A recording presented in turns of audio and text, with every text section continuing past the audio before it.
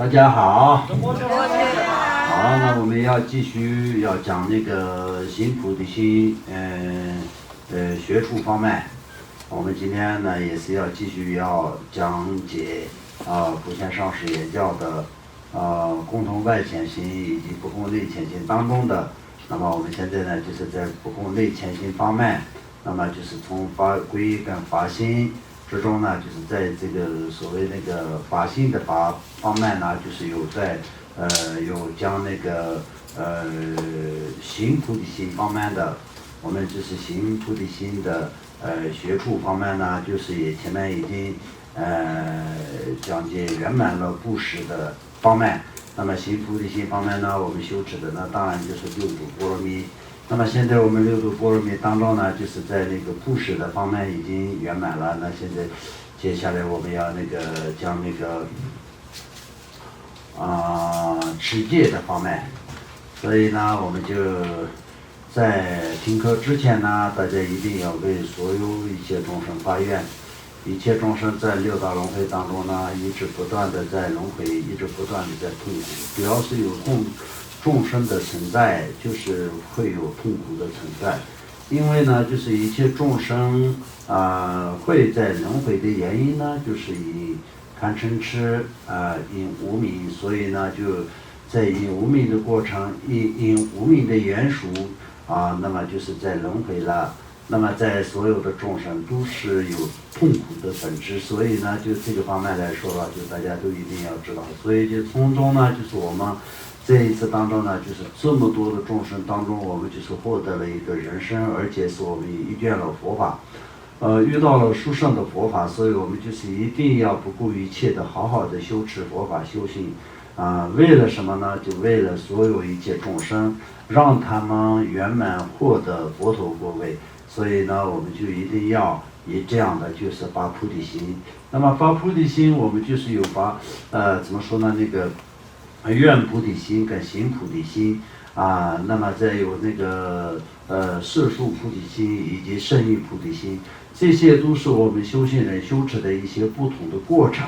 那么在这个过程是非常重要的，一切的法都是以基础跟前信为重要。如果是没有基础、没有前信的情况下，那我们在修持什么多么高层或者是在那个怎么说呢，殊胜的法都是不会得到任何真正的成就。所以呢，我们就是在这些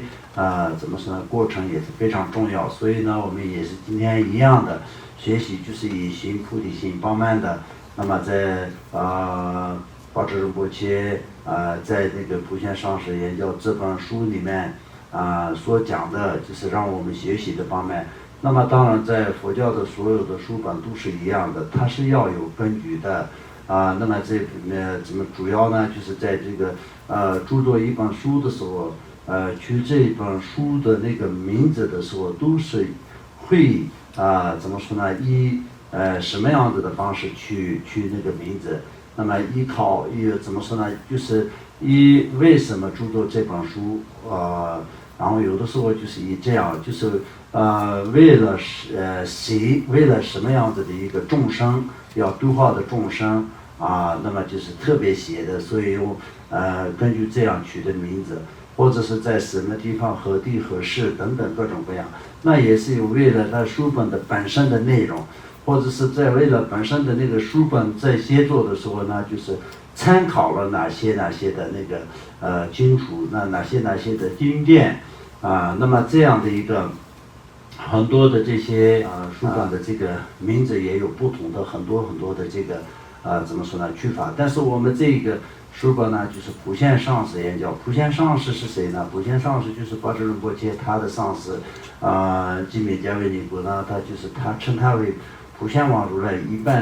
一样的一个上师。那么普贤王如来所讲的一切的法，作为主要这本书的怎么说呢，真正的这个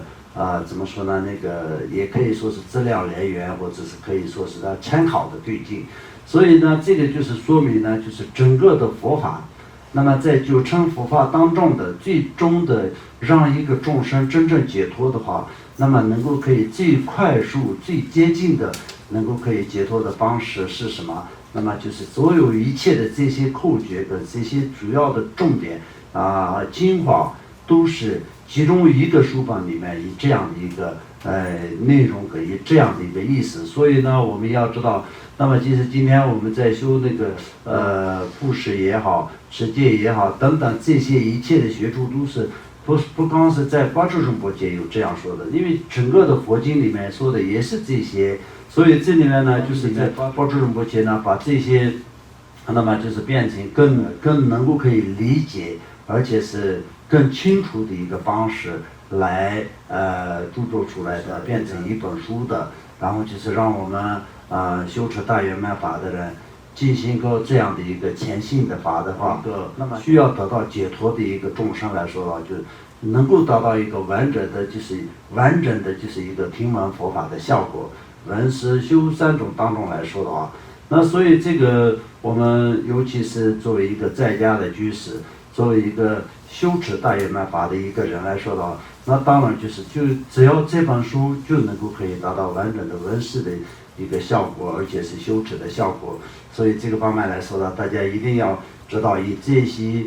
获得学习这么殊胜的一个佛法的功德跟因缘是非常殊胜的。所以在这么殊胜的因缘既然我有，那我们就必须得要把它以用三殊胜的一种方式来施持，然后呢就是变成真正的能够可以成佛的质量。所以呢我们必须得要知道，第一个呢就是要发心的殊胜，为所有一切众生。我们今天也开始要听这个课，那么今天要听的课来说的话，那就我们在那个怎么说呢，前面已经圆满了故事的部分，现在呢开始讲那个持戒的方面。